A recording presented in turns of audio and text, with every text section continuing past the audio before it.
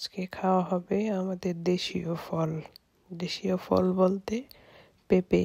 অনেক দিন পর বাংলাদেশ থেকে নিয়ে আসছি। যাই হোক, পেঁপে নিয়ে কথা শেষ করে অন্য টপিকে চলে আসি, যেটা নিয়ে আমি কথা বলবো। আমাদের অনেকেই আছে আমাদের মতো, মানে যারা সেবা বলতে কি বোঝেন? সেবা বলতে অনেকেই হয়তো মনে করে যে মসজিদে গেলেন মসজিদ ক্লিন করে দিলেন, মাদ্রাসায় গেলেন মাদ্রাসায় ক্লিন করে দিলেন, প্লেট বাসা বাটি কিছু ধুয়ে দিলেন, এটা অনেক ধরনের একটা সেবা। যাই হোক, এটাও একটা ধরনের সেবা। আমার কাছে এর চাইতেও বড় সেবা কি জানেন?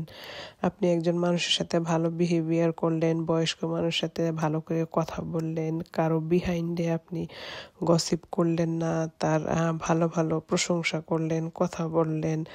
ইভেন দ্যাট আপনি কাছের কারো, একদম কাছের কারোর জন্য নামাজে তার জন্য দোয়া করলেন। এটা আমার কাছে মনে হয় সবচাইতে বড় সেবা। ভালো থাকেন সবাই।